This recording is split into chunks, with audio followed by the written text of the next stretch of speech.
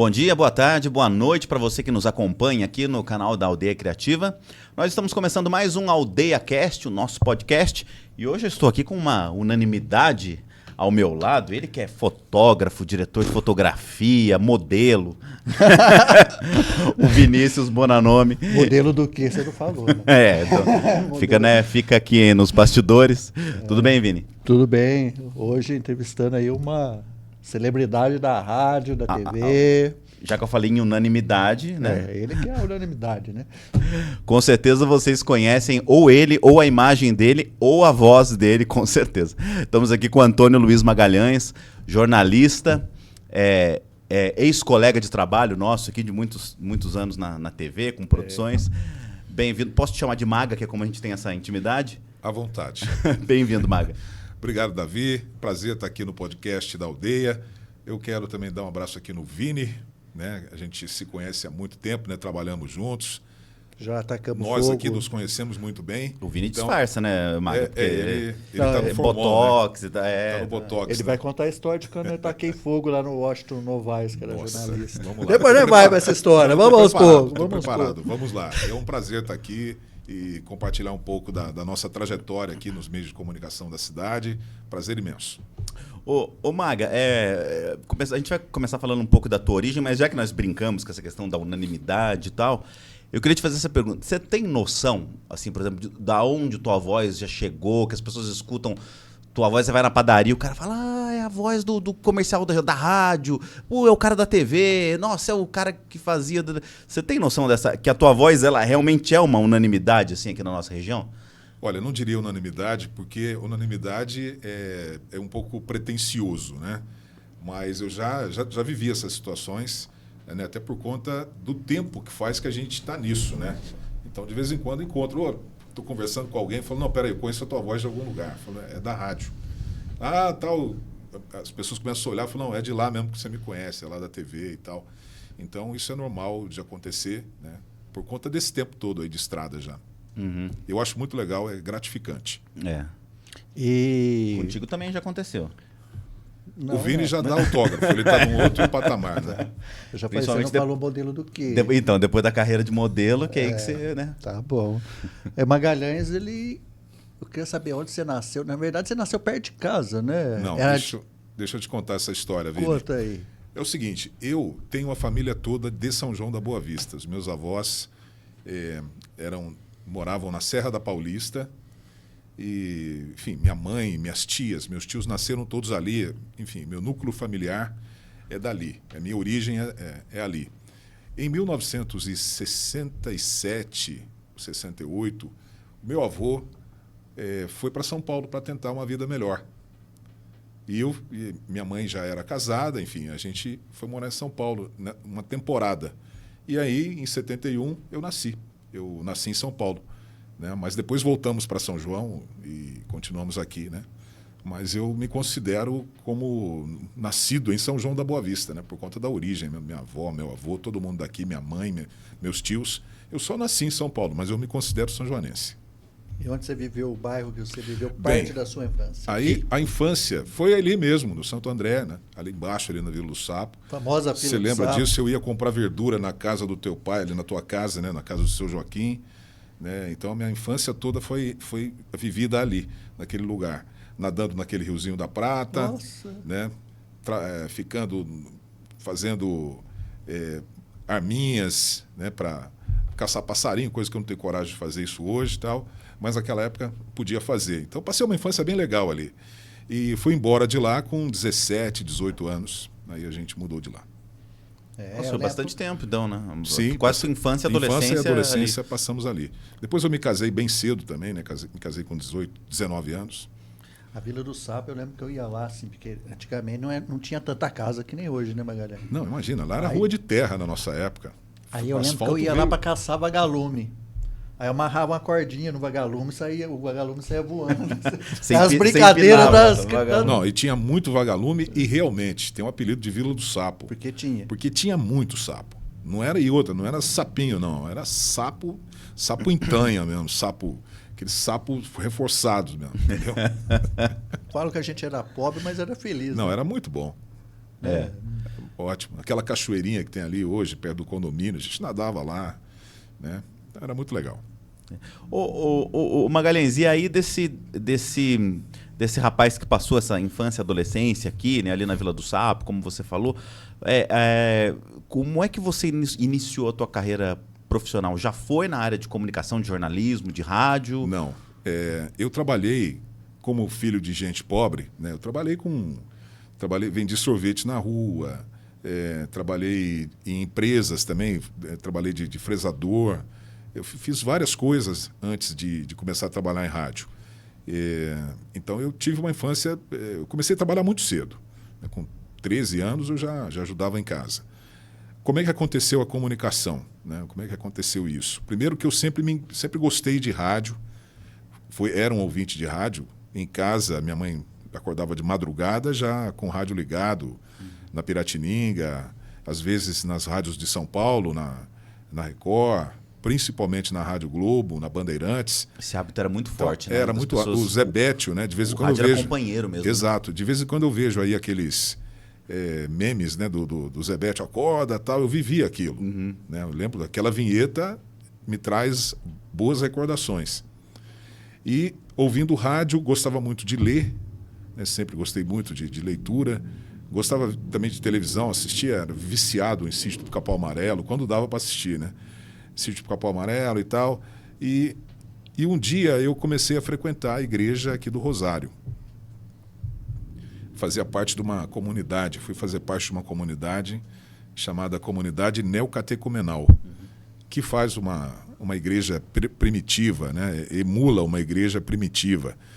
E ali a gente havia as comunidades. Eu participei, acho que da 3ª comunidade, era muito menino, né? Não entendia muito. Depois que eu saía que eu fui entender realmente, né, a importância daquilo. E ali eu fiz amizade com um rapaz que era secretário do padre. Na época o padre era o padre Flávio, que era o pároco aqui, né, o vigário dessa igreja aqui do Rosário. E esse cara tinha uma voz legal, né? Eu falei, poxa, falei para ele uma vez, falei, pô, por que você não vai fazer um teste? Ele estava desempregado, né? Também ele queria fazer outras coisas, não, ele era secretário do padre, mas tinha tempo de sobra. Eu falei, vai lá na Rádio Piratininga, sei lá, na Mirante, faz lá um teste. Você tem voz de locutor. Rapaz, não é que ele foi foi até a Piratininga, fez um teste lá e passou. Olha. Aí depois ele falou, pô, você também leva jeito. Eu falei, você acha? Eu não tenho nem voz de galo, de frango, sabe aquela quando você está aquela fase da adolescência, isso, na transição, desafina, né? Você não sabe se é frango, se é galo, enfim, você está naquela. Eu falei, não, eu não tenho voz boa, não. Aí ele falou, não, você tem sim, falou com o Oscar Castelã, na época, que era o gerente da rádio, e ele me deu a chance de gravar alguns pilotos que a gente chamava na época. Aliás, eu tenho até uma fita cassete preta dos primeiros testes que eu fiz na Rádio Piratininga. Então ali eu li nota de falecimento, comerciais de loja de roupa, de sapato, enfim, fazendo testes. Tudo que aparecia. Isso entregava para ele ir avaliando. Um dia ele falou, não, você tá bom hoje, sábado você vai começar um programa aqui à noite. Aí eu comecei um programa à noite lá, das 8 à meia-noite, chamava-se Agito Total. E aí, a partir dali, comecei e não parei mais com rádio. Ao vivo. Ao vivo. E aí eu conciliava o rádio com o trabalho numa empresa. Então, eu conseguia 2 horários. Aí um dia eu cheguei e falei, olha, eu quero viver disso. É isso que eu quero fazer da minha vida. E decidi que ia ficar só com rádio e fiquei. Entendeu? A partir dali, a luta. E o que era esse Agito Total? Que tipo de música? Músicas, não, era música variada, né? Me lembro que na época estava começando a carreira, o Ed Mota começou a carreira. Isso aí em 1988. Ele lançou aquele disco, né, que tinha Manuel, Baixo Rio, Vamos Dançar, tal, e ele era gordinho. Eu tinha o biotipo meio parecido com o dele, né? Então a gente tocava muito, tocava o Ed Mota, a Tracy Chapman começou também, tinha aquela música de novela. 88 foi um ano muito legal do ponto de vista musical. Então a gente não tinha facilidade do consumo de música como a gente tem hoje. Então o cara tinha que ligar no rádio, pedir a música. Então, esse programa a gente... Ficava esperando, né, tocar, né? Sem dúvida. E a Piratininga tinha uma discoteca maravilhosa, né? Uma discoteca fantástica. Então, eu entrava lá, tinha sucesso, tinha música do momento, aí tinha as músicas antigas. Maravilhoso aquilo, né? Então, a gente fazia isso. Atendia a música. Tem carta, até hoje eu tenho cartinha de ouvinte. O pessoal mandava. Pensa que esse horário é ruim? Porque ninguém queria fazer, né? Sábado à noite. Sábado à noite, sábado, das 8 à meia-noite, só quem está começando mesmo, né? Mas mesmo com esse horário ruim para AM ainda, um rádio AM, a gente conseguia ter uma audiência muito legal, assim, receber cartas. A rádio ficava... Sabe onde é o Canecão hoje?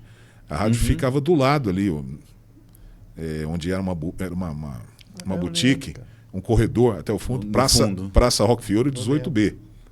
Né? Seu pai trabalhou lá, você sabe disso. Na parte do fundo. Na parte do fundo. Então, a gente começou a trabalhar ali. Era muito gostoso, foi muito bom. Isso, Magalhães, você falou 88, nós estamos... Que ano que você começou na rádio? Foi...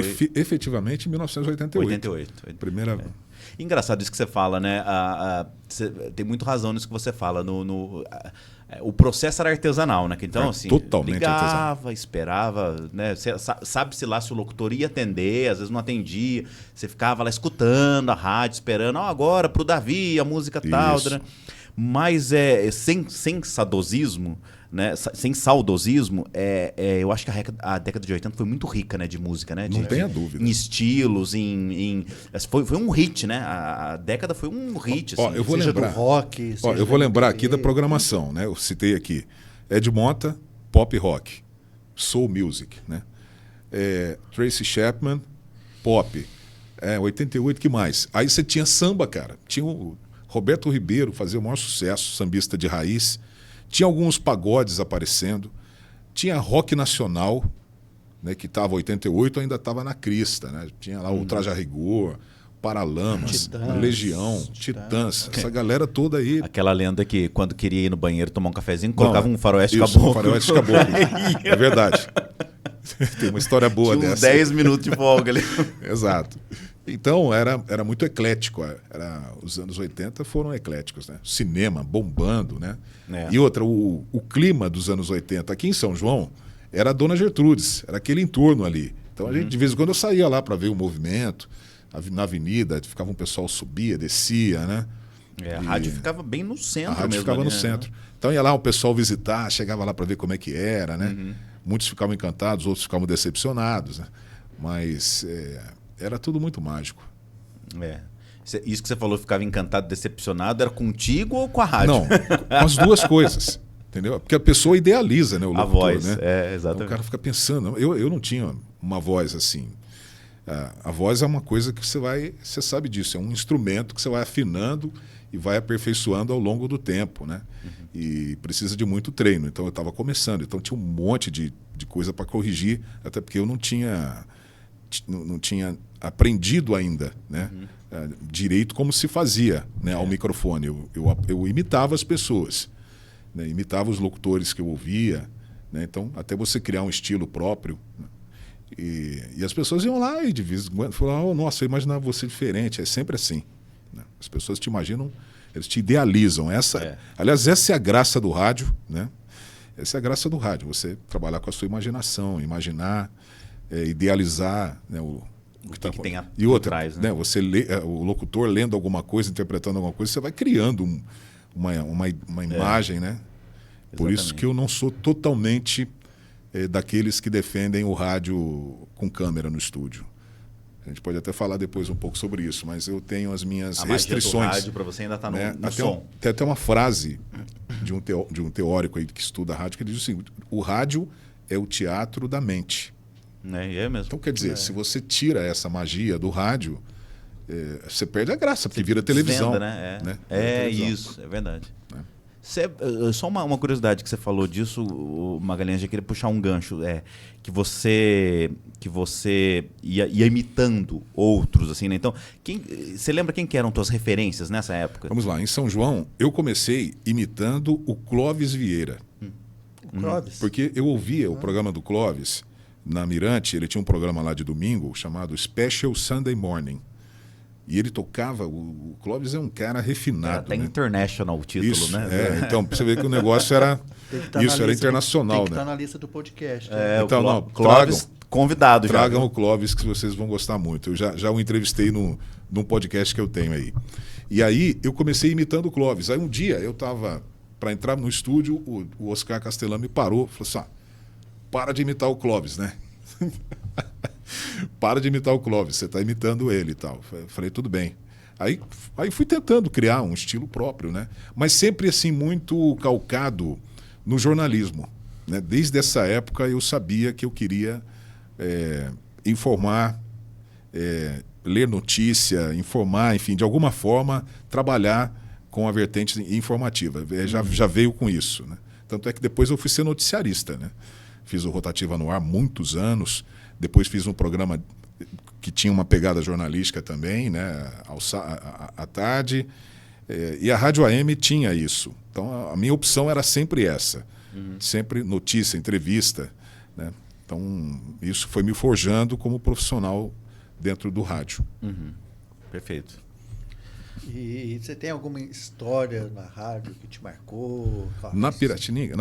Porque depois eu trabalhei na Mirante, trabalhei na Líder FM, que era Leste, depois virou Líder, uma rádio super popular. Trabalhei na Jovem Pan, na primeira fase. Aí fui trabalhar em Poços de Caldas, trabalhei lá na equipe de esportes do Luiz Canhani, trabalhei em Poços de Caldas na Rádio Difusora e na Rádio Cultura. História, na Piratininga a gente tem uma história muito legal, legal, mas é triste, não é legal, é triste. Marcante. Marcante, porque foi justamente o falecimento, a morte do Dom Tomás Vaqueiro, o segundo bispo de São João da Boa Vista. Eu estava fazendo o plantão esportivo, foi em 1992 ou 91, se não me falha a memória, que o Dom Tomás faleceu. Então eu estava fazendo o plantão, o jogo lá do Rei, e aí chegaram, porque o bispado era perto da rádio ali e tal, umas mulheres lá chegaram e tal, e me avisaram, falaram, olha, faleceu agora em Campinas, a gente recebeu a informação, o Dom Tomás Vaqueiro e tal. Aí eu dei a notícia, em primeira mão na rádio, né, do falecimento do Dom Tomás. E aí, o funeral do Dom Tomás Vaqueiro foi feito na Igreja Catedral. Ele foi sepultado na cripta da Catedral. Que é embaixo ali da Embaixo igreja, ali e tal. E a gente fez a cobertura, a rádio fez a cobertura do velório dele. E o escalado para ficar na igreja era eu, não fui eu. Então eu falei direto da catedral, né, sobre a morte do Dom Tomás, com muitas informações, né, sobre o rito, né, como é que funcionava, a cripta, um pouco da história dele, né? E a gente fez em parceria na época com a Rede Diocesana de Rádio. Olha que bacana. Que era da Igreja Católica. E quem comandava isso é hoje o cardeal, o arcebispo do Rio de Janeiro, Dom Orani Tempesta, porque ele é de São José do Rio Pardo e ele era padre na época. E ele era o cara que comandava essa rede de rádio. E a gente trocava figurinha ali e tal, né, trocava informações e tudo mais. E foi isso foi muito marcante para mim. Né? E depois disso, um outro fato marcante foram as eleições de 1989.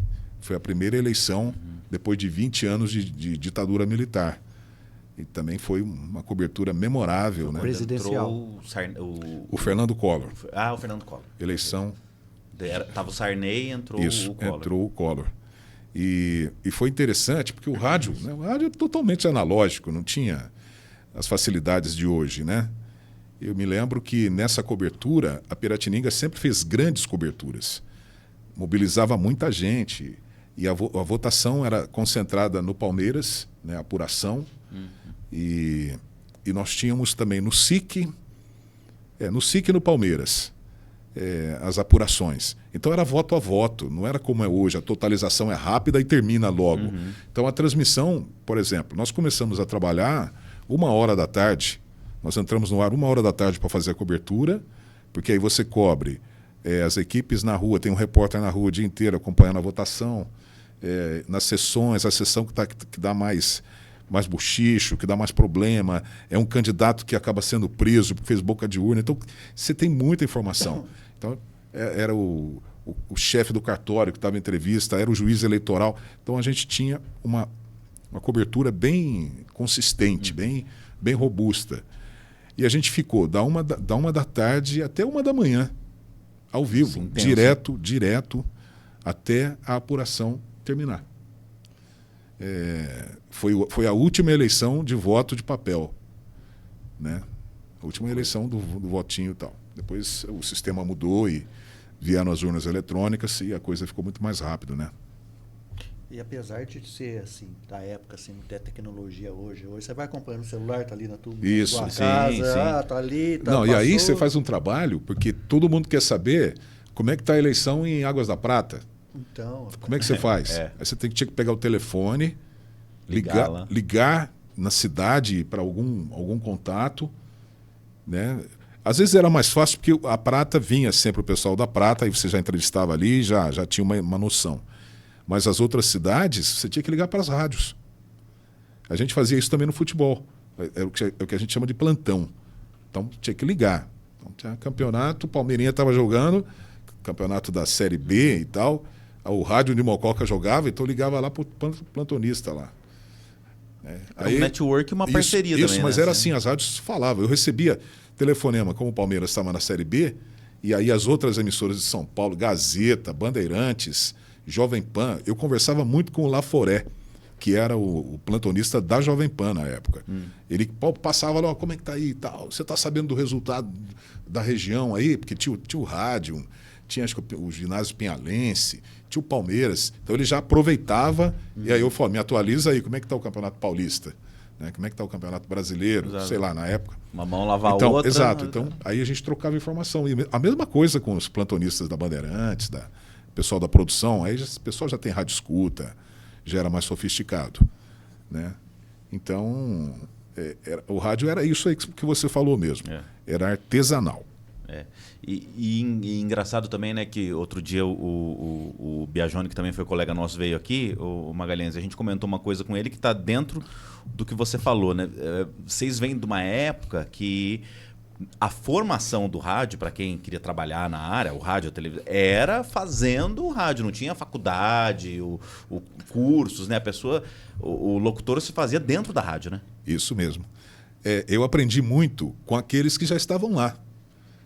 Então eu conversava muito com o Fábio Silveira. Né? O Fábio Silveira foi um grande professor. E o Fábio Silveira conhecia muito de música, porque ele já estava lá desde a década de 50, ele estava lá. Né? Então ele conhecia tudo, sabia tudo. Então eu adquiri uma certa cultura musical, que eu considero um pouco até elevada, por conta dessa convivência. Ele mostrava ali o que era. Falou, isso aqui são as músicas dos Países Baixos, isso aqui é Carmen Miranda, em acetato ainda, disquinho de 1932. Nossa, né? Que se caísse, virava... quebrava igual vidro. Bando da Lua, cinema, música, blues, a coleção dos Beatles inteira, né? O Jovem Guarda, enfim, puxa, ficar naquela discoteca era uma maravilha. Eu ficava horas lá, né? Aprendendo, né? A música caipira, tudo que o Fica-Fica tocava lá era música raiz, então eu aprendi também, sabe? Encontrei nas gavetas lá do pessoal mais antigo um roteiro escrito pelo Fábio Noronha, um poema. E aí ele escreveu o poema e falou, olha, botou o nome do locutor e aí meio que dirigiu, falou, eu quero ênfase aqui e tal, porque era tudo feito ao vivo, né? Que coisa, né? É um rádio que vinha de uma escola muito rígida. Na minha época já estava um pouco mais relaxado, mas no tempo da Orminda Cassiano de Carvalho, né, que foi uma diretora assim, que marcou a história da Rádio Piratininga, na época dela você não podia rir no ar. Todo mundo fala muito dela. Tinha uma seriedade, assim, sabe? Uma sobriedade. E depois a rádio deu uma... Até porque os tempos pediram, né? Havia mais liberdade na nossa época lá com o Oscar, com o Vitor, né? Mas o nome dela é bem falado, né? Nessa época Eu a conheci. Nessa época de ouro, vamos dizer assim, né, da Piratininga e tal. Quando eu comecei a fazer o Rotativa no Ar, uma coisa muito que me orgulha muito foi essa passagem. Ela esteve lá na rádio para me conhecer, para saber quem era o cara que estava fazendo o Rotativa. Uhum. E eu fiquei muito feliz porque a Orminda era uma referência para todos lá. Ela foi radioatriz, né? Ela era conhecida como Mara Sueli, no tempo da radionovela. Uhum. Né? E... uma coisa que as pessoas hoje nem sabem nem direito o que é. Né? Então, detalhe, eu ouvia na Rádio Piratininga os locutores falando Direção-Geral Orminda Cassiano de Carvalho. Eu ouvia quando era criança. Quem imaginava que um dia eu, moleque lá da Vila do Sapo, ia estar à frente do microfone da Rádio Piratininga, que eu ouvia quando era criança, e receber a visita lá da Orminda, que queria me conhecer, porque gostou do meu trabalho. Puxa vida. Imagina, eu tô surpreso. Né? Oi, tudo bem? Dinheiro que é a não senhora? paga. Então, ela já estava velhinha. Tá? Mas legal, foi muito bom. Pessoas que marcam, né? Pessoas que marcam. E esse acervo aí da Piratininga existe? Não existe mais, infelizmente. Quando a rádio... Imagina o que tinha. Quando a rádio foi arrendada, o cidadão colocou tudo numa caçamba. Isso era tudo, nós estamos falando de bolachão. E bolachão, Imagina. Uma caçamba. Levou a Piratininga embora. Levou embora. Ele falou, não, isso aí tá tudo agora tem na internet, aí a gente baixa e tal. Tá lá. Porque o vinil... Disco do Frank Sinatra com Tom Jobim. Porque o vinil, que é da nossa época, que nem eu lembro, tinha disco-som, lembra? Isso. Que era do Luiz. Quantas fitas eu gravei lá? Hoje você... hoje você sai uma música lá nos Estados Unidos, já tá antes de sair, já lançou. Tá aqui, né? Eu lembro, saiu um disco do Metallica. Lá levava 2 meses para chegar aqui, você fica na ansiedade. E além de tudo, você que é desenhista, que hoje já não tem mais, você ficava na emoção de ver a capa do disco. Não, a arte de você tirar aquilo do disco e olhar. Não, ficha técnica, né? Os desenhos, o Iron Maiden tinha aqueles desenhos, você fala, nossa, como vai ser a capa? E o cheiro, né? Você pegava, comprava um disco, uma coisa, você a mesma coisa do livro. Isso, físico, perfeito. Ô Magalhães, você lembra mais ou menos assim os hits, o que o pessoal mais pedia nessa época para tocar? Bom, na época que eu trabalhei, em 80, nesse período aí, era o rock nacional. Rock nacional. Rock nacional, o Kiki de Abelha, Legião. Isso, essas coisas aí. Era o que o pessoal mais pedia. Tava na crista música de novela, trilha sonora de novela, também. Roupa Nova já começando. Não, Roupa Nova, pelo amor de Deus. E as trilhas internacionais, né? Também. Uhum. Que você falou do Faroeste Caboclo, que você tinha uma história com... Não, isso era comum entre o pessoal de rádio, essa história, né? Ou o sujeito ia na hora da Voz do Brasil, ou se desse uma dor de barriga, colocava lá o Faroeste Caboclo, porque a faixa dava 7 ou 8 minutos. Uhum. Né? Então, 7 ou 8 minutos. Né? O cara chegava no fim, quando o Santo Cristo estava sendo emboscado. Né? Então, o cara no finalzinho ali pro... Mas de vez em quando dava errado, cara. Tem uma passagem do JB Flora, que morava aqui também, no Rosário. Foi um dos melhores sonoplastas da Rádio Piratininga, deve ter trabalhou com o pessoal antigo lá. E o J. Amaral. Nossa, você era famoso. Eu lia textos no programa do J. Amaral, né? E o J. Amaral era muito engraçado, tinha umas tiradas assim, inteligentes, né?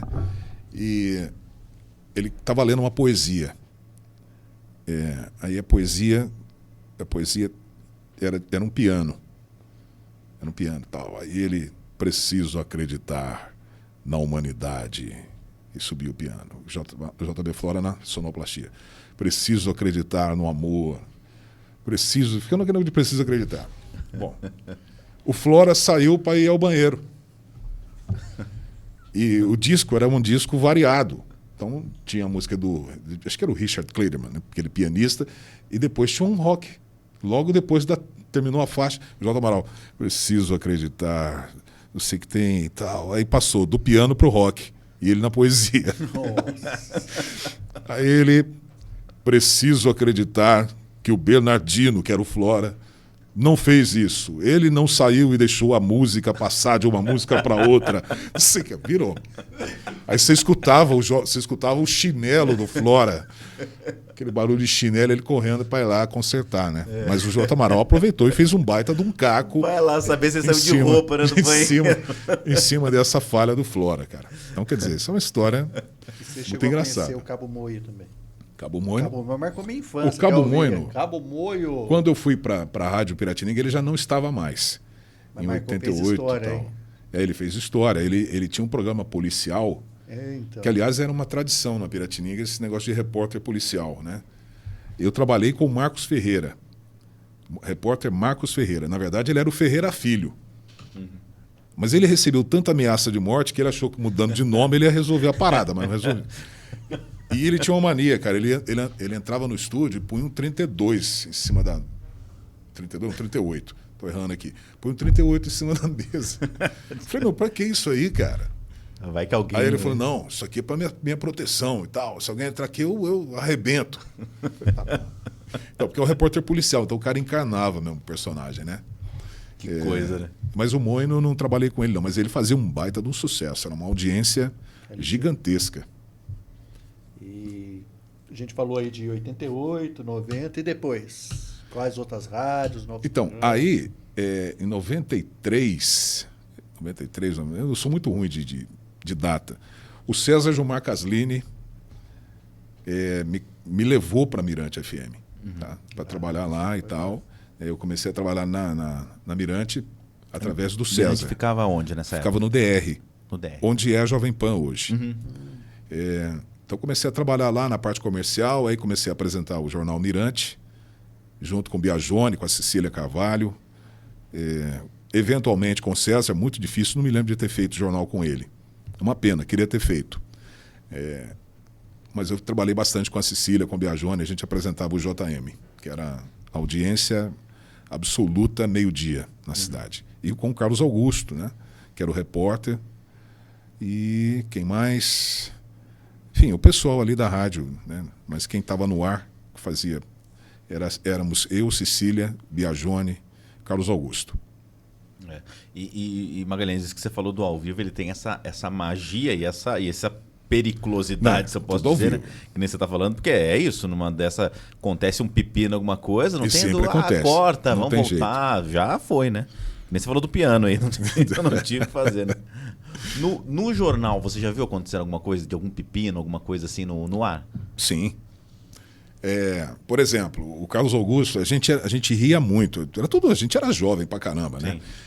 Então, ficava um fazendo graça pro outro, quando estava no ar. Então, ganhava aquele que conseguia se segurar, né? Então, era um vidro, assim, né? Um aquário. Eu lá lendo o jornal, lendo a notícia e tal, o Carlos Augusto aparecia lá, fazia careta, punha capa de disco engraçada e tal. E, de vez em quando, a gente ria no ar, né? Não tinha como. A gente não ria. A Cecília ria bastante também. Às vezes estava dando aquela notícia séria. Aparecia um nome meio estrambótico lá e todo mundo caía na risada. Né? Eu não sei se né, Magalhães, nós estamos falando disso aqui. A gente trabalhou quase 10 anos junto, o Vini também. Eu acho que tem essa coisa. Eu não sei se porque a gente para você fazer, né, a boa televisão, a boa rádio, você precisa ter uma certa postura. Mas a gente tem muito. Eu conheci muita gente muito bem humorada, né, por trás do. Brincalhona, né? Assim, o próprio Biagione que teve aqui, a gente deu muita risada com ele também e tal. Você acha que é uma coisa do perfil do profissional isso? Sem dúvida. Né? Quem me vê assim pensa que eu sou muito sério, né? Quem trabalhou comigo sabe. Né? Até outro dia eu achei em casa um CD, um DVD, de uma brincadeira que a gente fez lá. O Wellington aparecia vestido de 007. É isso, né? Exatamente. E a gente dava muita risada, era muito divertido, né? Tem uma história que eu não sei se você vai lembrar da época da TV, não lembro se o Vini estava lá, tá falando disso, de que um sempre testava o outro, esse negócio de rir no ar, aquela coisa toda, né? E eu não lembro quem era, mas eu lembro que você estava entrevistando alguém importante ali. Para as pessoas terem noção, o aquário que o Magalhães fala é um vidro, né? Que fica o estúdio, tá lá dentro. Então, assim, quem está na parte técnica enxerga lá dentro e vê. E quem tá dentro do estúdio, que nem, né, você tava fazendo teu programa de entrevista, tudo, você olha e vê no vidrozinho a parte técnica. Se precisar dar um sinal, né? Ó, corta, né? Intervalo, alguma coisa. Né? Essa a comunicação.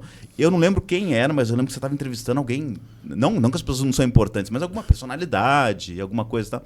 O Biagione me chegou lá na ilha de edição, pegou aquele óculos do Batata, do seu. Que é um oclão assim, vocês estão com a batata. Vestiu aquilo, parou, e você, assim, o entrevistado ficava de costas para a técnica e você de frente. Como se nós estivéssemos nessa dinâmica. O entrevistado não via. O Biagione me para atrás do cara e fica assim pro você, ó. esse aqui ali, o cara dando uma explicação de não sei o que era, lá, você olhando pro Biagione. Eu nunca segurei. Foi olhando para baixo. Então tinha essa... Isso não é nada. E quando, nas mesmas situações, eu gravando, aí o Biagione aparecia, ele bagunçava todo o cabelo, erguia a camisa aqui, assim, a gola da camisa. Parece o Drácula. E entrava na sala de perfil, cara. Não tinha como não rir. Né? Não tinha jeito. Ele passava assim, não tem jeito. Então acontecia muito disso. Né? Tem coisa aqui que a gente não pode falar, mas era muito divertido. Era aquela frase, nós ganhava pouco, mas era feliz. É isso. Né, muita história, né, de bastidor, assim, né, desse tipo de situação, que é isso que você falou, né, Vini? A gente, né, a TV, ao contrário do que muita gente pensa, não é uma coisa que você fica rico, né, que te paga milhões, né? Mas a gente gosta do que faz, a gente se diverte, né, fazendo a televisão, a rádio, né, no caso, e também. Eu vou trazer pro podcast que é o Vagnão. Nossa, o Vagnão deve ter história até... O Vagnão, um cinegrafista, trabalhou muito tempo conosco, né, também, acho que tá em Poços hoje, eu acho, né? Então ele tem muita história, né? E aí, Magalhães, você até então, como é que foi esse pulo da rádio para a televisão? Porque até então é o que você falou, aquela magia só da voz, né? Como é que você encarou a câmera? Bem, foi assim. Quando a TV São João ela foi inaugurada, o diretor era o Gilberto Amorim, já falecido Gilberto Amorim. Então ele já tinha um time formado. O Biagione foi contratado nessa primeira leva. Nesse primeiro time era o Biagione, a Thelma Salles, o Tony Marques, enfim, uma turma ali tal que tocava a TV. Depois, não sei por que cargas d'água, a TV ela foi desativada, ela fechou um tempo e ela foi reaberta em 96 pelo Paulo, pelo Paulo Falda. Que é o diretor até hoje. Que é o diretor até hoje, em 96. E eu fui trabalhar nessa nova configuração. E eu trabalhei na parte comercial inicialmente. E o Paulo, ele participava lá, ele não era ainda dono da TV, ele não havia adquirido a TV ainda. Ele tinha uma produtora e ele gravava os comerciais nas lojas. Então, ele fazia um programa chamado Clube de Compras. E eu era o cara que fazia a parte comercial desse programa. Então, eu fechava com as lojas, combinava as gravações, o Paulo gravava com... Acho que não sei se ele gravava com mais alguém, não me lembro mais. Mas o Paulo ia e produzia esse programa e a TV veiculava. Até que depois ele acabou adquirindo a TV. Né? A TV... Eu não sei se ele adquiriu antes, enfim. Em 96 foi o ano que ele começou efetivamente na TV. Vocês se conheceram nesse momento? Sim, a gente se conheceu aí.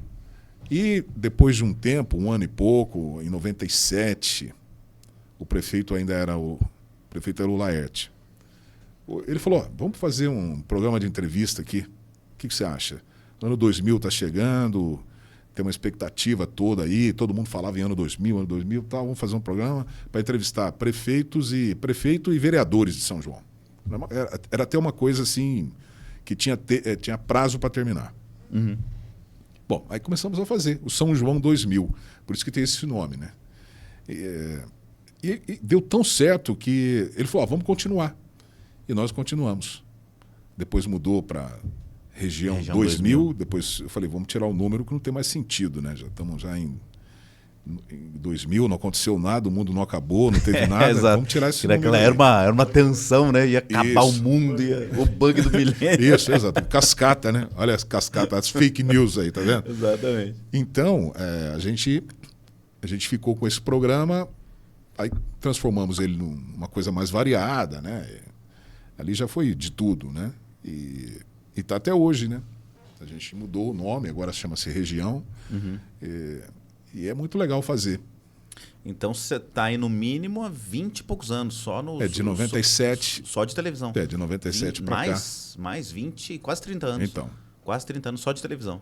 Exatamente. E mais de 40 de rádio. De rádio, sim. Porque eu fazia rádio concomitantemente com TV. Então, rádio, você TV, nunca parou. Nunca parei com rádio. Até hoje, né? Que eu não tenho mais nenhum programa em rádio, mas ainda faço gravações em casa. Eu não consigo me livrar disso. Tua voz está sempre tocando em algum lugar. Eu gosto de fazer. Então, gosto de locução publicitária.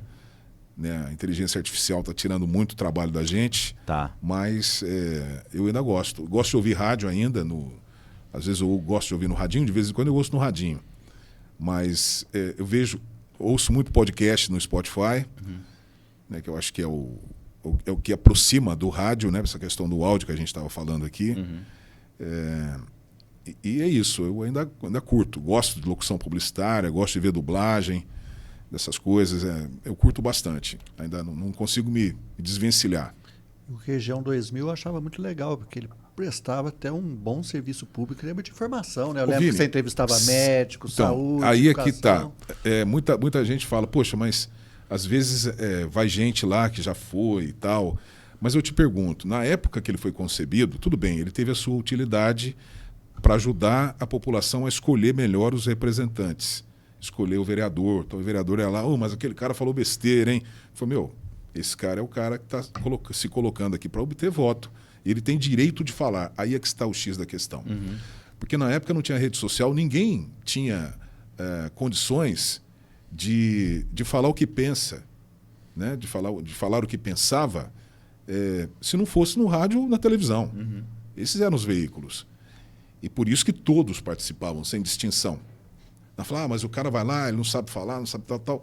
Não tem problema. O importante é que ele passe a mensagem dele. Claro. Então, essa ideia de pluralidade, de abrir espaço para todos. E aí, lá, nunca teve preconceito. A gente nunca fez escolha, assim. A gente sempre abrigou todo mundo. Vou levar um, não vou levar o outro. Associações, né? A gente teve um papel muito bom, muito importante na APAI. Quando a APAI enfrentou uma crise, a gente estava lá de portas abertas. Nós divulgamos a cidade. É por isso que eu ainda estou lá, porque vale a pena fazer isso. Né? Enquanto tiver um artista precisando de divulgação, uma associação precisando de divulgação, alguém com algum projeto altruísta, esse pessoal vai ter espaço lá. Porque eles não teriam espaço em outro lugar. E rede de TV grande, as pautas são diferentes. E não é todo veículo também que dá abertura. Exatamente. Né? Então, a pessoa do bairro, quantas pessoas, né? Você é testemunha, você trabalhou comigo, você sabe disso. Né? Quantas pessoas que não teriam espaço em outro lugar e puderam falar lá no programa. Então, isso me orgulha muito.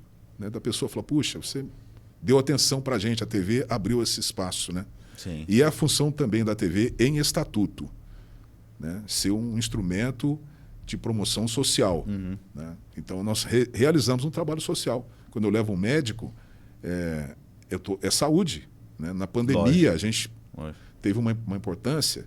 Então, é isso, prestação de serviço. Jornalismo, prestação de serviço focado na cidade, no local. Que hoje é um tempo de muita informação. Né? Um tempo que as pessoas têm um excesso de informação. E a comunicação local, falar da cidade, falar do seu local. Hoje a gente fala um pouco mais de Jaguaí, de Vargem, da região, mas você ter uma comunicação direta com a população, que a população possa recorrer, está ótimo. É isso que a gente faz. E você falou, né, o Magalhães, depois eu queria falar um pouco mais sobre isso que você está falando, da importância, né, do teu trabalho na televisão, mas só uma coisa que você falou, eu não posso, né, deixar passar. Quando veio a pandemia, foi uma mudança, né, porque você não podia receber os convidados no estúdio. Né? Como é que foi para você isso? Então, a pandemia ela fez com que todos nós nos reinventássemos. Né? Pessoal de comunicação, principalmente comunicação televisiva. Né? O que aconteceu? Todo mundo teve que se virar nos 30. Então, a gente viu o que as outras emissoras estavam fazendo e a gente copiou. Né? Então Porque a TV não podia parar, né? Então aprendi a editar, aprendi a gravar, editar. E aí é um modelo. Inclusive algumas emissoras adotaram esse modelo, então aí não vão mudar. Né? Para fazer entrevista, talvez não precise sempre estar no estúdio. Né? Presencial. A pandemia acelerou tendência. Essa é uma herança da pandemia que eu acho que não vai acabar. Acho que né, muita gente vai continuar fazendo, eu continuo fazendo. Né? Tem ainda os contras, né? A questão da qualidade da imagem, do áudio, mas isso é tudo... com a pandemia isso ficou secundário, as pessoas não queriam... Elas queriam ver alguma coisa. Né? Elas não se importavam muito com a qualidade. Né? Então, essa é uma tendência. Que é bom para as TVs também, porque economiza. Você economiza estúdio. Né? A pandemia quebrou um pouco essa, eu não vou dizer assim, essa qualidade, mas sim, ela deu uma abertura para, de repente, você entrevistar com alguém que está na casa dele ali, e se o sinal dele, de repente, da internet dele lá não tiver 100%, então acho que o público dá um ok para isso, porque fala, ok, o cara está na casa dele, tem internet, tem tudo, né? Então aquela excelência do cara entrar ao vivo, ter que estar lá com uma qualidade 100%, acho que a pandemia... O próprio público deu uma entendida nisso, deu uma relaxada nisso, falando, o público assimilou e que o mais importante é a informação. É isso, né? Perfeito. Eu acho que é um modelo que que vai perdurar. Eu acho que é um modelo sem volta. Né? E você entrou na TV em que ano, Vini? 2001. E aí, então, Magalhães já estava lá quando você entrou? Nós trabalhamos juntos. Sim. Né? Tem até muitas histórias juntos, né, Vini? Olha lá que vocês vão falar aqui no ar, hein? Essa história do Washington Novaes, tudo bem. Montamos lá um set na Papis, o Washington Novaes, jornalista da Folha. Aí montamos lá, botou lá o papel de cera. Posso contar? Tá filmando, começa a pegar fogo. Aliás, a Papiros, né, do Chico, da Lúcia, sim. A Papiros foi uma grande, foi muito importante na trajetória do meu programa, porque foi grandes pautas ali. Né? E uma dessas foi com o Washington Novaes, jornalista, documentarista, e jornalista do Estadão, o precursor na questão do jornalismo especializado em meio ambiente, cobriu Rio 92, ele foi diretor da Globo, né? Foi diretor do Globo Repórter, na Manchete, ele fez aquele documentário Quarupi. Aquele documentário Quarupi foi feito pelo Washington Novaes. De Vargem Grandense. E ele é de Vargem Grande do Sul. E ele veio para São João lançar um livro. Tentando lembrar aqui o nome do livro. Era... Enfim, não lembro. Os compilados dos textos dele sobre meio ambiente. E aí ele fez o lançamento, ia fazer o lançamento na Papiros, em São João. Aí o Francisco me ligou e falou, o Washington Novaes vai estar aqui e tal. Eu falei, não, Francisco, nós vamos fazer um negócio legal com ele, nós vamos gravar aí na livraria, né? Pela primeira vez. Tacar fogo na livraria. Então, aí Vinícius, falei, Vini, vamos lá, cara. Pegou o equipamento e tal, chegamos lá, aí tudo certinho para gravar com o Washington Novaes, ele super legal, solícito, né? Tal. Aí o Vini liga, coloca as luzes desse lado aqui. Luzes quentes. Aquela, mais hoje, né? Aquela luz de farol de milha, vai. Enfim, colocou lá. Pau de fogo. Colocou lá, e aí, para dar uma suavizada, colocou um papel, né? Papel. Tinha até uma distância. Que papel era aquele, Vinícius? Papel de seda mesmo. Então, papel de seda, tudo bem. A gente usa aqui hoje, mas não pega fogo. Desculpa, acho que eu estou batendo aqui. Começamos a gravar, aí eu perguntando, essas coisas e tal. Ele falou assim, olha, tá pegando fogo. Cara, tudo bem. Aí, Francisco já vindo com o balde. Não, o Vini correu, vai lá, apagou a primeira lâmpada. Aí a gente retomou, eu já com a cara, querendo enfiar a cara debaixo da mesa, querendo ir embora, né? Retomamos a entrevista, ele já estava rindo por dentro, eu tenho certeza, um cara muito sério, mas... Aí ele começou a falar, começou a falar outra palavra. Olha, tá pegando fogo na outra. Ai, meu Deus, hein, rapaz? Cada história aí. E nisso, sorte que a Papiros está lá, né? A livraria não, mas o prédio tudo bem. Você acredita que uma semana depois, eu lembro que fui dar uma volta no Pedregulho, ele estava lá no botequinho do Pedregulho, não vai aonde que eu vou encontrar. Então, mas aí, resumo da ópera. Aquela entrevista não era para ter acontecido, né? Primeiro por conta desses vexame, né?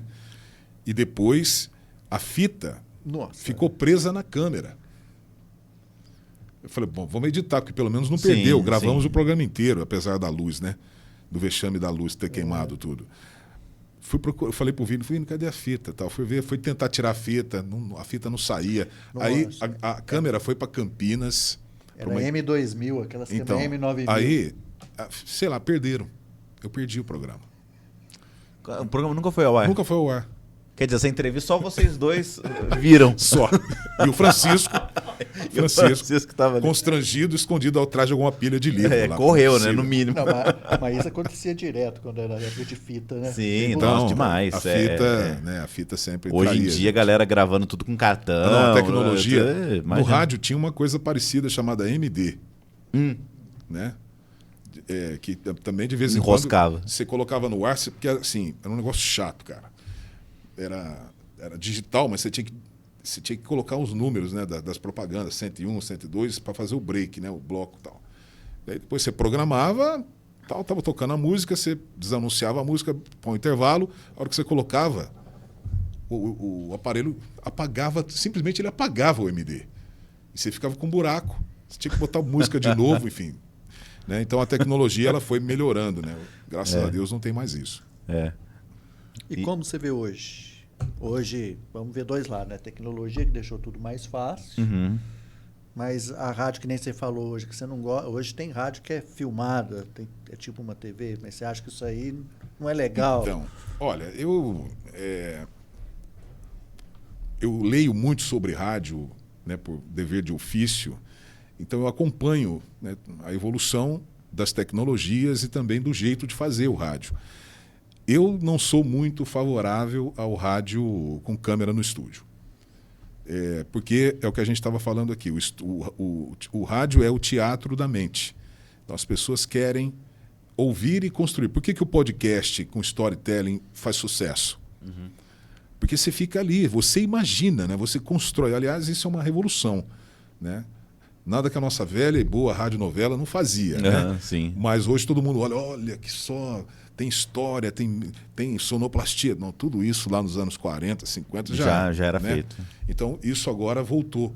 Então, tem o podcast, você ouve lá, a Rádio Novelo faz, o pessoal da revista Piauí tem um podcast muito bom também, com essa pegada e tal, mas não é novidade. Isso é novidade para essa geração. Mas o rádio sempre foi feito assim. E você imagina o personagem, você cria o ambiente, né, com apoio, né, da sonoplastia que é feita. O corpo foi encontrado numa praia, o barulho do mar e tal. Agora, por exemplo, aí você vem para o Hard News. Os jornais são apresentados, né, ao vivo. Mas hoje, se você assistir uma transmissão de uma rádio grande, não tem nada de diferente da televisão. Né? Então você fica aquela coisa, você não sabe se é rádio, se é TV, porque as rádios elas começaram só com a cara do locutor e o cara lendo ali. Isso não vira, não dá resultado. Aí você começa a usar o artifício da imagem. Aí você transforma o rádio em televisão, porque aí você vai colocar a matéria, vai aparecer o repórter, em vez de aparecer só o off do repórter e alguma arte, alguma coisa, não, vai aparecer o repórter mesmo falando ao vivo. Então isso, a rede social, as plataformas, elas trouxeram essa coisa, a simbiose, né, dos meios. Então você não consegue diferenciar o que é rádio, o que é televisão. Né? Então a minha crítica é essa, que quem é o purista, que gosta de rádio mesmo, ele prefere ouvir. Ele não quer assistir, ele quer colocar o negócio ali, o podcast, o rádio, e ouvir lavando louça, ouvir dirigindo, né? Ouvir fazendo alguma outra atividade. Então, no carro, né? No carro. Então, tem essa resistência, mas por precaução e para não perder o bonde da história, as emissoras estão fazendo isso. Né? Estão acompanhando a onda, né? Acompanhando a onda, exato. E tem que acompanhar. O Magalhães, esse tempo todo de rádio, acho que eu vou dizer tanto em rádio ou em televisão, mas vou te fazer uma pergunta assim, se você quiser trazer um exemplo de cada um. Ok, tem algum nome que você entrevistou ou que te marcou? Você falou, nossa, eu consegui entrevistar, sem ser o cara que você quase botou fogo, né? Pula aí. Mas tanto no região quanto em rádio, alguém que você... Cara, pode ser até mais de uma pessoa. tive a honra de entrevistar tal pessoa, cara, conheci um ídolo meu, ou mesmo que não seja ninguém, aquela entrevista me marcou por algum motivo, teve deve ter tido muito, óbvio, Sim. no teu tempo de carreira, mas... Na Piratininga, uma entrevista marcante, eu era muito jovem, me lembro até que liguei para o João Fernando Palomo para ele me ajudar a fazer a pauta. Apareceu numa tarde lá, e eu estava com o meu programa no ar, o Dadá Maravilha. Dadá Maravilha foi um jogador de futebol da década de 70, inclusive ele disputou, ele foi para a seleção de 70, teve até um problema lá com o João Saldanha, o Garrastazu Médici, que era o presidente, escalou, entre aspas, o Dadá na seleção do João Saldanha, e esse, segundo a história, foi um dos motivos da saída do João Saldanha e a entrada do Zagallo. Eu não sabia dessa história. E o Dadá Maravilha apareceu lá, cara, garoto propaganda dos Correios. E chegou lá para dar uma entrevista. O Oscar abriu a porta e falou: Magalhães, chegou aqui esse cara aqui, o Dadá Maravilha. Eu falei, putz, o Dadá Maravilha. Jogava no Atlético, Beija-Flor e tal. O cara super famoso, né? Falei, como é que eu vou fazer? Ele vai entrar daqui a pouco. Aí eu liguei pro João Fernando. Falei, João, o cara tá aqui, cara, o que eu pergunto para ele? Aí ele falou isso. Pergunta para ele da escalação lá da escalação. Eu falei, pô, pergunta capciosa, se eu soubesse, né? Naquela época, perguntei. Ele falou, não, porque o cara é um espetáculo, né? Sabia se comunicar como ninguém. Sabe, né? Acho que o Dadá tá aí ainda. E essa foi marcante, na Piratininga. Na Mirante, eu fiz uma entrevista ao vivo com o Paulo Maluf. Inclusive, nos 40 anos da Mirante, eles editaram essa gravação, tá disponível, acho que lá. Entrevista com o Paulo Maluf, que era, na época, prefeito, acho que é prefeito de São Paulo. Uhum. Como o Paulo Maluf era como pessoa? Não, eu entrevistei por telefone. Por telefone? O Dadá foi ao vivo no estúdio. O Maluf foi por telefone. Ele falou comigo como se ele me conhecesse há séculos, né? É coisa de político, né? Uhum. Como se ele fosse amigão, parceirão, né? Mas foi uma entrevista legal também. Na TV eu já tive várias oportunidades muito boas. Vocês aqui acompanharam algumas. Eu já entrevistei o Juca Chaves. Verdade. Eu entrevistei o Ademir da Guia, que jogava no Palmeiras. Uhum. O Sócrates eu entrevistei também. O Sócrates, eu não lembro. O Juca Chaves eu lembro. O Sócrates veio para um jogo beneficente e tal, então deu certo de entrevistar o Magrão. Quem mais? O José Serra, entrevistei. Ele estava licenciado do cargo de governador, acho que para disputar a presidência na época. O Aloysio Nunes, que depois virou senador, né, virou ministro, pessoal da política. O Eduardo Suplicy. Né, no dia da entrevista do Eduardo Suplicy, teve até uma passagem engraçada, porque ele veio dar uma palestra aqui no Sindicato dos Servidores Municipais e levaram ele lá para a TV. Aí, chegando lá, a assessora dele falou, olha, por favor, não perguntem sobre a vida pessoal dele, né? Ele estava se separando da mulher, da Marta Suplicy e tal. Avisou e tal, e a imprensa foi junto. Tinha uma galera lá de jornal, eu não vou citar o nome do jornal. A primeira pergunta que o cara faz é sobre a separação dele. E como é que anda o casamento? Então, foi a primeira coisa que o cara perguntou, entendeu? Então teve uma saia justa ali, mas foi legal, uma entrevista muito boa com o Suplicy. Isso era muito importante, né, o Magalhães? Porque eu lembro muito quando vinha alguma personalidade, algum político, eu tenho essa imagem de estar lá trabalhando, né? Para quem não sabe, né, a gente não fez só o programa, né? Eu trabalhei muito tempo com edição lá, né, por trás das câmeras, e chegava uma galera junto, que era do jornal tal, da rádio, do não sei o que, ia todo mundo assim meio que acompanhando a pessoa, né? Então, vira e meia a gente tava lá às vezes trabalhando, vai vir o Serra, vai vir alguém, vai vir uma personalidade, um ator tal que tá aí, alguém assim. E ia lá às vezes para te dar entrevista e já chegava vamos dizer assim, uma galera atrás, porque ia acompanhando, né? Meio que o dia da pessoa ali, né? Às vezes fazia uma roda de imprensa às vezes ali mesmo, né? Na TV e tal. Então eu lembro muito de ter visto isso pra gente que trabalha com televisão, nossa, é uma coisa muito bacana de acompanhar, legal, né? É bom de ver. E também outras entrevistas assim que eu considero marcantes, uma entrevista com um dos Assad. E faz tanto tempo que eu não me lembro mais se foi o Sérgio, se foi o Odair. Sei que os dois foram para a entrevista, mas um apenas deu entrevista. eu acho que quem deu a entrevista foi o Sérgio. E o seu Jorge Assad estava também no estúdio. Ainda era vivo. E a gente tinha uma mesinha lá, uma mesa, né, uma bancadinha. E o interessante é o seguinte, o seu Jorge ficou sentado do lado do filho o tempo todo e não quis aparecer. E ficou com a mão sobre a mão do filho, do Sérgio, ali no estúdio. Então foi um momento assim, interessante também. Foi um momento ele mesmo não quis dar marcante. entrevista. Ele não quis aparecer, mas ele ficou ali junto com o filho e tal. Foi muito legal ter a família, né, os três ali, né, os três, né, o seu Jorge, o Odair e o Essa é uma e o história, Sérgio. porque o Festival Assad esse ano vai ser sobre os 100 anos do seu Jorge Assad. Então, eu sinto muito não ter entrevistado o seu Jorge Assad. Muito mesmo. Não ter dado certo da gente ter marcado alguma coisa.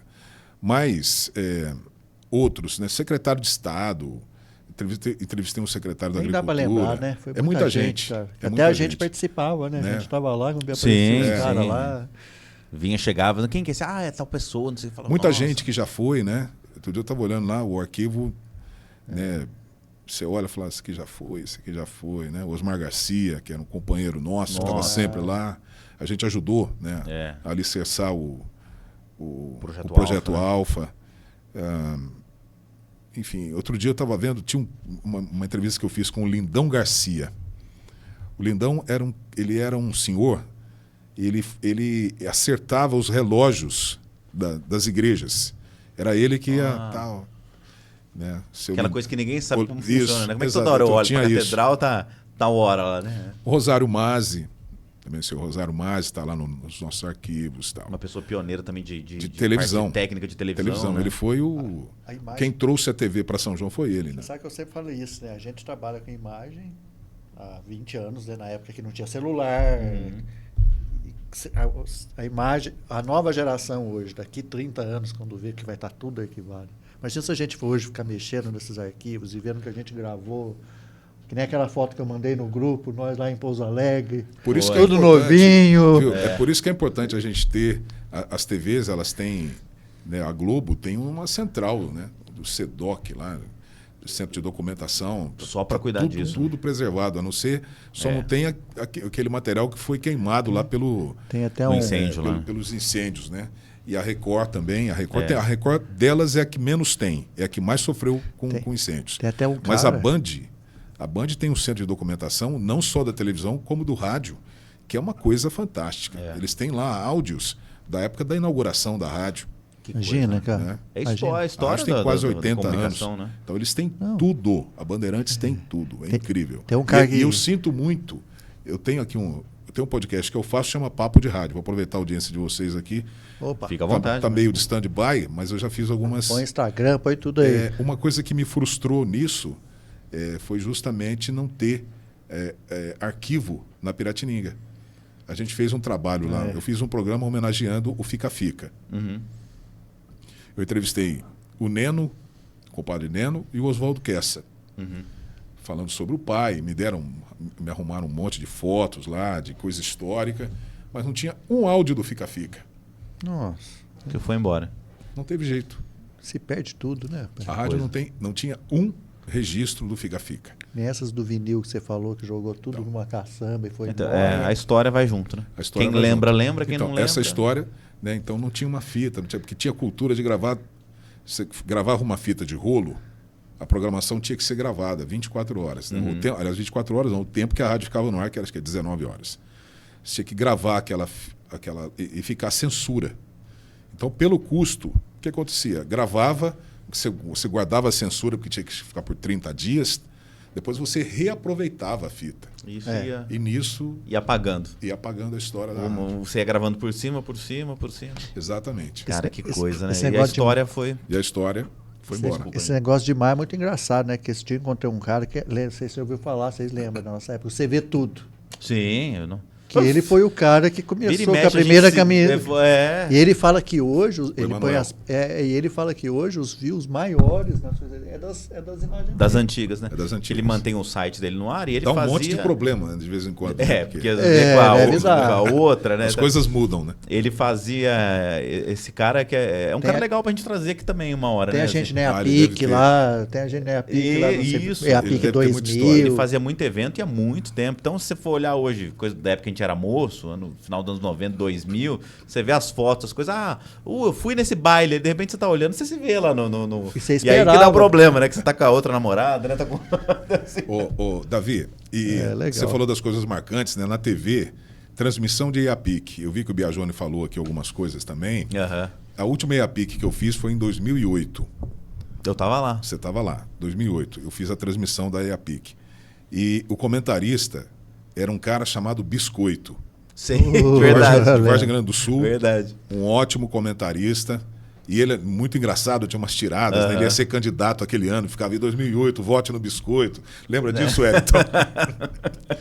Então, a EAPIC também foi marcante, porque foi um grande desafio, né? Acho que 4 horas ao vivo. Você ficava fazer ali, né? TV ao vivo, né? É. E era muito divertido também, né? Tinha umas histórias de bastidor muito engraçadas também. E um outro público, né, o Magalhães, porque você estava acostumado com com jornal, você chegou a apresentar também uma época o Jornal do Dia, né? O Região, que você sempre fez e tal. Então ali era sim, um jornalismo, mas era mais ao vivo um evento, Isso, era né? entretenimento. Uma outra pegada, né? Então teve que ir para um outro lado também. E é o que você falou, 4 horas ao vivo ali, né? E aí tinha a prova do rodeio, né? Isso ocupava bastante tempo da transmissão e dava audiência. Sim. Gerava audiência, porque você tinha um comentarista, pessoas que entendiam daquilo. E a TV tinha grandes índices de audiência nesses dias aí de Sim. EAPIC, né? Exatamente. Porque tinha um lance também a audiência de quem estava em casa, não podia ir na EAPIC, via as provas, tudo lá e tal. E o que eu achava muito bacana, foi uma coisa até que o Biagione comentou aqui também, a proximidade, né, o Magalhães? Porque o stand da TV até hoje fica naquela rua principal quando você chega. Fica no mesmo lugar. Então, Nunca mudou. Ele é todo vidraçado, quer dizer, quem está passando ali olha e vê o apresentador lá dentro, brinca, né? Às vezes entra para dar uma entrevista, alguma coisa assim, tudo. Então fica muito, muito próximo nessa questão da TV com o público, né? Exatamente. É a oportunidade que a gente tem até de expor um pouco mais, né, a TV, mostrar, né, a inserção que a TV tem, a importância que ela tem como veículo de comunicação na cidade. Então isso valoriza bastante o nosso trabalho. E é engraçado que isso que você falou você está falando do botar o fogo no cara, né? Mas é engraçado como isso do acervo que você falou, acho que quase todas as televisões têm essa história porque óbvio que o material queima, né? É muito fácil de queimar, né? As fitas e tudo. Acho que a Record teve incêndio, a Globo teve incêndio, o SBT alagava porque ficava ali na Marginal. na Marginal, ali, então vira e mexe alagava, tem um monte de acervo também que se perdeu. Né? Então, é engraçado como as TVs têm essa questão meio trágica também de ter passado por algum momento que acabou com o acervo, assim, né? Tal. Hoje tem que se organizar e colocar tudo na nuvem. Hoje já é outro... Ter mídia física, mas também colocar na nuvem. Outro né? lance, né? Tem uma história que eu vou... Como é que tá nosso tempo? Nós estamos... Quanto tempo deu aí, Jorge? Beleza. Dá tempo de bater mais um pouco de papo aqui? Dá. A gente fala, hein?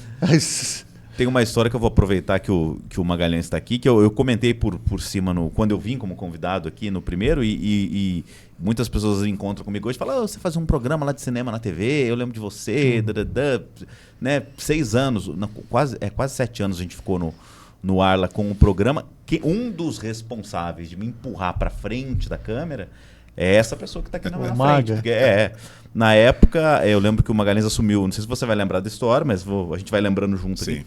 Magalhães assumiu a edição do jornal e aí veio uma ideia de cada dia ter um quadro de alguma coisa. Um dia era saúde, um dia era esporte, um dia era economia, né, e tal.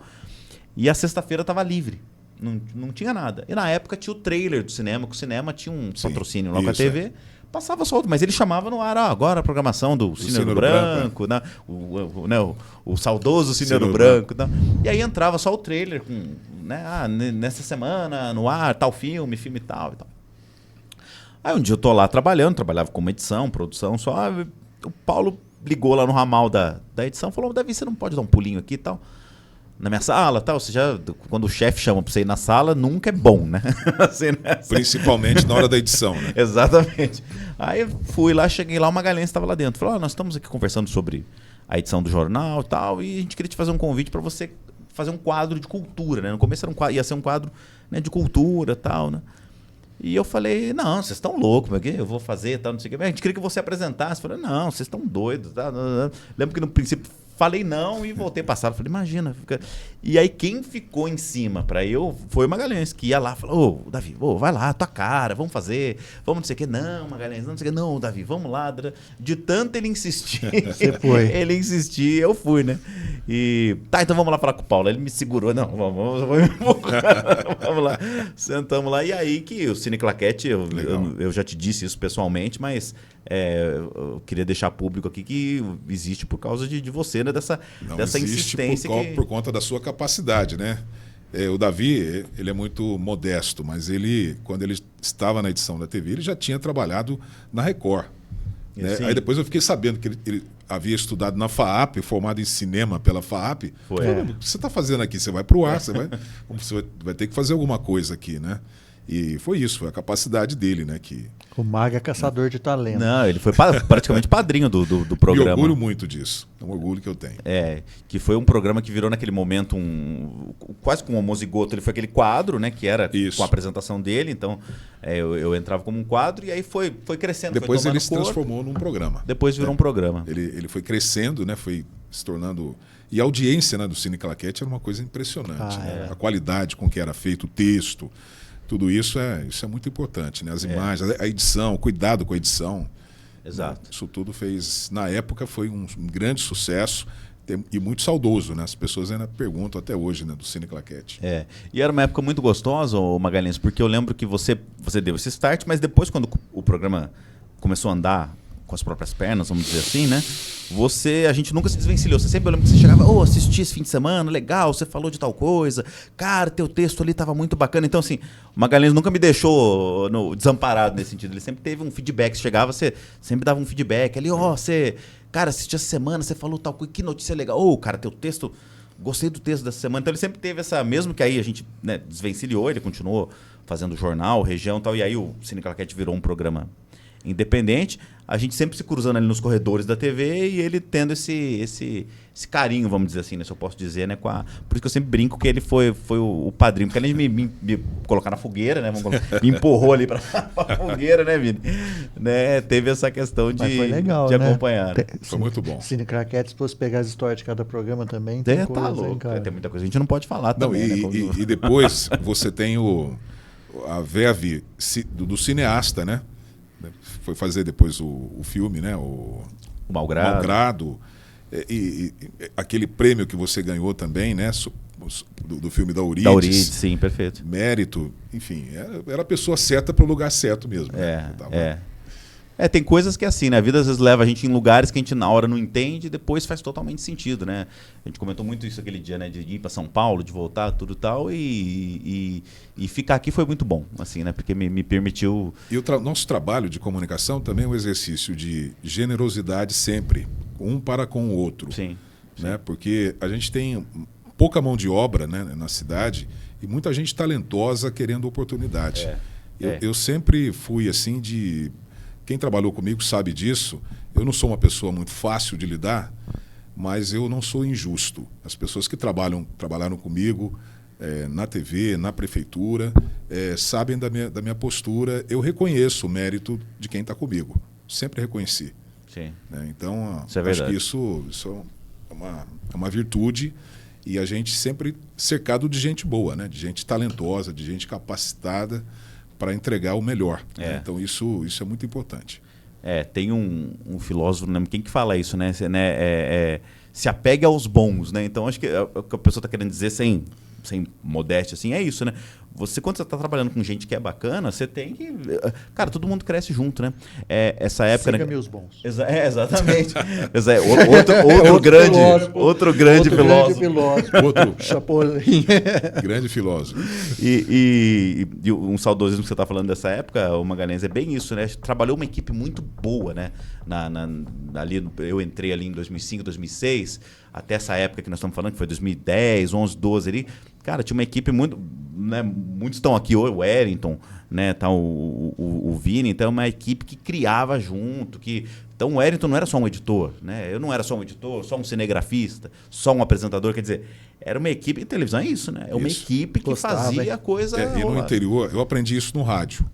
Né? O rádio é o que você estava dizendo, a gente aprende fazendo, nós aprendemos fazendo. Lógico, depois eu fiz um curso de rádio. Eu estudei jornalismo, fiz pós-graduação e a gente continua estudando e com a comunicação em transformação todos os dias. Né? Quem trabalha com comunicação vive desafio diário. Né? Cada dia tem uma coisa nova, tá sumindo uma função ali, nascendo outra aqui. E é importante você estar aberto para conversar com todo mundo que está produzindo, que está no meio, para que a gente possa... e aperfeiçoando aquilo que a gente faz. Né? E utilizando essas novidades, que são maravilhosas, mas são desafiadoras para a gente. Né? Hoje eu acho que GPT, inteligência artificial, as plataformas que não são reguladas, as fake news. Mudou tudo. Você né? tem Mudou tudo. Você tem um ambiente muito diferente daquele da época em que a gente começou, né? Hoje acho que é uma das áreas que o pessoal fala, né, da tecnologia da informação, né, de outras coisas, mas acho que a comunicação hoje também é uma das áreas que mais está assim, é o que você falou, a gente tem que estudar todo dia, porque senão a gente se desatualiza, né? E tem uma outra coisa, tudo envolve comunicação. Tudo envolve a comunicação. Os negócios, né, a publicidade migrando, cada hora a publicidade está pipocando num lugar, e você está acostumado a criar para um determinado nicho, as coisas começam a mudar, nasce uma outra plataforma, você tem que se adaptar. É uma coisa realmente instigante. Né? Os equipamentos, né, Vini? Os equipamentos que ficam... O tempo todo. Alguns ficam obsoletos muito rápido. Né? Demais. Outros que eram simples começam a ser... Você começa a usar, né, o celular, por exemplo. Você compra um equipamento muito caro e, de repente, com o celular faz até melhor. Né? Então, isso é um desafio. Né? E quem não tiver humildade para aprender, para achar que sabe tudo, né? Falar, não, eu já sei, já está bom, que eu sei, tá tudo certo... Aí é problema. Você acha que a inteligência artificial tem influenciado muito? Você falou que tem tirado emprego de locutores. Como que você vê o futuro disso aí? O futuro está aí já, né? Já começou. Por exemplo, tem um movimento, o Davi está envolvido nisso, ele sabe melhor do que eu, o movimento Eu Quero uma Dublagem Viva, isso. Exatamente. Porque a inteligência artificial está ocupando o espaço que era dos dubladores. Nossa. Então, hoje... o Davi me corrija, porque ele é dublador, eu sou locutor e sinto isso no meu dia a dia. O filme é produzido num estúdio em Hollywood. Esse filme ele é vendido, né, para os outros países em inglês. Cada país faz a sua versão. Né? A versão brasileira tal, envolve uma indústria da dublagem. Gera emprego, né? Sim. Então, aí você coloca a versão em português. O que está acontecendo hoje, já? A inteligência artificial faz a dublagem com a voz do ator e com o sync. O sync que é a boca dele, exatamente. Então, você vai receber aqui um filme do Schwarzenegger, ele falando em português, com a voz dele. E a boca já mexendo. Já mexendo, tudo. E com as expressões... com as entonações, com tudo. Então, quer dizer, isso elimina uma indústria tradicional da dublagem, que é um trabalho quase artesanal. Perfeito. Né? Que exige muito e tira emprego do estúdio, mesmo, né? do cara. Enfim, o Davi faz dublagem, ele sabe como é isso.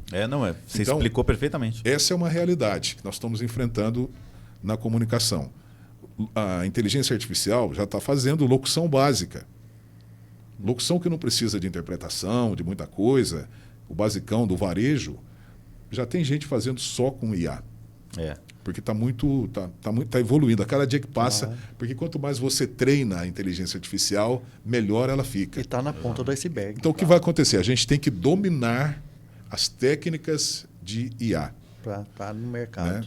Então, outro dia o Nicoleles estava falando isso, ele falou, ninguém supera a inteligência humana, porque a inteligência artificial nada mais é do que um instrumento que copia tudo que você já deixou na internet ali e depois ela te vende. Né? Ou seja, ninguém produz nada. Somos nós que alimentamos essa máquina. O YouTube. Tem alguma produção do YouTube que você conhece que o YouTube foi lá e fez? De quem é a produção? A produção é nossa. Nós que criamos os vídeos, esse programa, esse conteúdo. Né? Depois eles vão monetizar. Né? Os algoritmos, vão botar tudo para trabalhar. Mas quem tá fazendo o sucesso do YouTube somos nós. E quem faz o algoritmo funcionar somos Exato. nós O iFood. também, né? Tem algum restaurante? Dono de... Não tem. Porque é a mesma lógica. O Exatamente Uber, isso. a mesma lógica. O Uber Exatamente. não tem um carro. O Uber não tem carro, exatamente. Né? Então nós vivemos essa realidade. Né? Nós viramos reféns das plataformas. É legal, é importante a gente ter essa abertura, essa possibilidade, a democratização, né, da comunicação. Acabou aquele negócio de você ficar escravo de uma emissora, um jornal, né? O jornal impresso então nem se fala. Né? Acabou. Então hoje cada um tem a sua mídia, cada um faz o seu.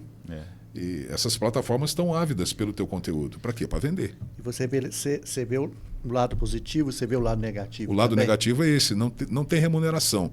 Você coloca esse produto no ar, os algoritmos trabalham, eles colocam um anúncio no meio e você não recebe. Se você não colocar para monetizar. Mas você só vai monetizar depois que você tiver um certo número de horas, tem os critérios para monetizar. Né? Então, é isso. Eles ganham dinheiro com a produção de todos. Né? Essa é a lógica exatamente. Né, das plataformas. E elas não querem abrir mão. Né? Em vários países, elas já são reguladas.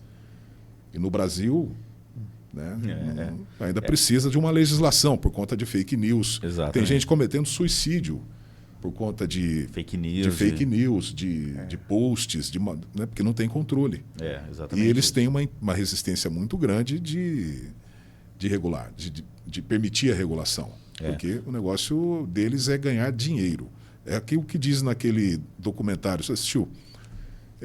Dilema das Redes? Sim, então, sim. Se você não paga, você é o produto. Acabou. Isso isso. É isso. Mas eu acho maravilhoso esse mundo. Sim. A gente tem que aceitar. A gente não pode ficar naquela de saudosista. Não, bom era no meu tempo. Não, bom é o tempo de agora, que é o que a gente tem. Vamos aprender a lidar e vamos seguir como dá, né? E isso que você falou é muito importante, né, o Magalhães? Porque você vê lá tem uma questão toda de regulamentação, né, disso, né? Então a gente também está entendendo um pouco como é que... Porque a tecnologia está vindo mais rápido do que a gente esperava. Então, muita coisa tem que ser regulamentada e tal.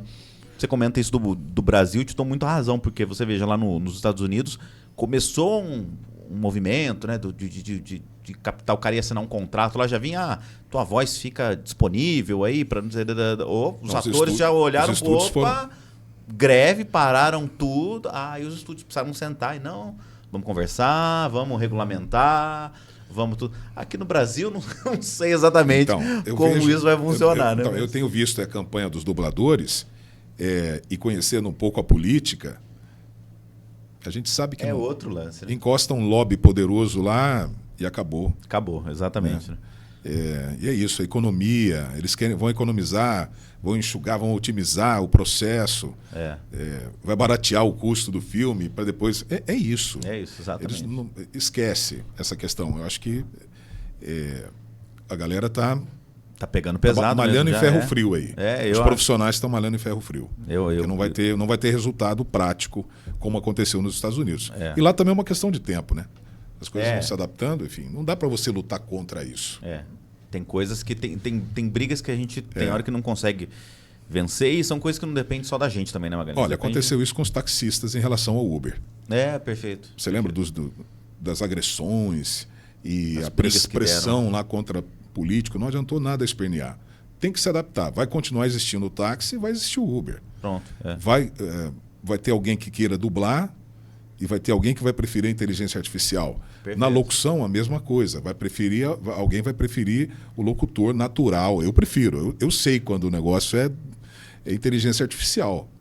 Não tem emoção, não tem interpretação. Né? Até a respiração, não tem. Então, é isso. A gente vai ter que conviver com essas novidades. Exatamente. Porque, né? E hoje também, essa questão de regulamentação, você vê para os profissionais da voz, você falou, outro dia alguém me mandou, não lembro quem me mandou no celular, aí um link de alguma coisa e tal, e tava uma música do Gonzaguinha com o Renato Russo cantando. Nossa. Aí eu escutando aquilo lá, cantando Dire Straits. É isso. Eu escutando, falei, mas o que é isso aqui, cara? Aí fui ver, aí tava lá, né? Inteligência artificial, Renato Russo cantando, Gonzaguinha. Falei, nossa, cara, olha onde que tá chegando isso aí, cara. Que os caras estão. É isso que você falou, daqui a pouco o cara põe o Silvio Santos cantando Metallica, né? Umas coisas assim que você fala. Que é isso? É isso, né, mesmo. Cara? Eu te mandei outro dia, né? O Sylvester Stallone. Foi então, sabe? Assim, falando em português. É isso, é exatamente isso, né?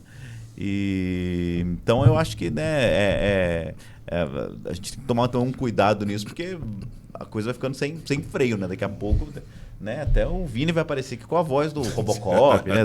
Não, rapaz. A voz do Magalhães. É isso, imagina. Tem voz mais bonita aí. Bom, pessoal, Davi, obrigado. Magalhães, obrigado. Foi um prazer ter você aqui, né? Quando vem esse pessoal, Magalhães, Biajona, um saudosismo também, se né? deixar que o papo vai até... Muito bom, foi um prazer estar aqui com vocês. Muito obrigado, Vinícius, Davi. Agradecer ao Wellington também. Foi um prazer estar com vocês. São amigos, né, nesse estúdio. Eu vou até fazer um merchan aqui. Né? Faz um merchan pra gente. Quem tem podcast, aí. Quem quer gravar o seu podcast, venha para cá. Né? Um espaço adequado, som de qualidade, um espaço bem planejado para você vender o seu produto e expressar as suas ideias aqui. Muito legal. Muito obrigado, gente, pela a gente queria paciência. agradecer por você. E o Aldeia Cast é isso, né? A ideia é mostrar a pessoa, a gente fala assim, né? A pessoa por trás do Magalhães, a pessoa por trás do Biajone, que às vezes a pessoa não conhece, né? Essa história, essa oportunidade de bater um papo, sim, né, Davi? Claro. E eu queria agradecer o Davi pode se despedir, Imagina, pode mandar eu embora. Tá aqui despedido. A gente deixa, viu, Vini? Aqui a gente deixa a persona na porta, né? Aqui entra a pessoa. É isso mesmo, é isso mesmo. E, Vini, obrigado. Magalhães, prazer muito grande estar com você aqui e relembrar os tempos que nós trabalhamos juntos aí. Você, como você falou, não foi só um colega, uma amizade que a gente fez aí. O Vini também, mais menos, né? Que ele ficava mais na rua, né? É isso. Imagina, o Vini também tem grandes. Eu trouxe ele aqui um dia também para contar, né? O Érito, o pessoal aí. O Vini vai ter que ser um programa depois da meia-noite para contar as histórias dele aqui. Eu e o Vagnão. Isso. Nossa. Né? Mas obrigado por ter aceito o nosso convite. Espero que você que esteja nos acompanhando aí, que tenha gostado. Foi um papo muito gostoso para mim. E é isso, Vini. Obrigado, Davi. Obrigado, Magalhães. Valeu, gente. Até a próxima. Obrigado, até a próxima.